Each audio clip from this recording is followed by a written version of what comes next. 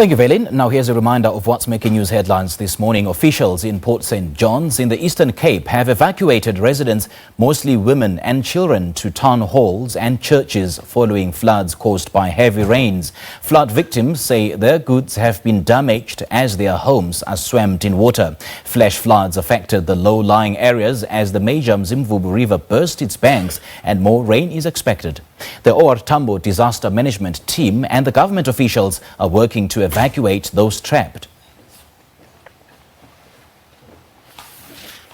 Traffic officials have arrested more than 500 motorists and issued over 65,000 traffic fines across the country since the start of the Easter holidays. Of the 500 arrested, at least 300 motorists were caught driving under the influence of alcohol. Preliminary statistics indicate that there's been a 40% drop in road fatalities this Easter. Transport Minister Blade Nzimande has attributed improvements to the high police visibility across the country. And the families of the 13 victims who died when part of a church wall collapsed on them will officially identify the bodies of their loved ones today at the Richards Bay mortuary.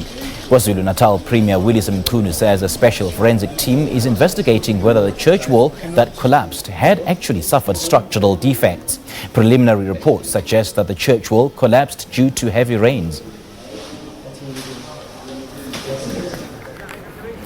And Sri Lanka is holding a day of mourning for the victims of Easter Sunday's bomb blasts in which nearly 300 people were killed. The attack saw suicide bombers hit 3 high-end hotels and 3 churches. Sri Lanka believes a local extremist group named NTJ was behind those attacks. A state of emergency has been imposed to give police and the military special powers to detain suspects without a court order.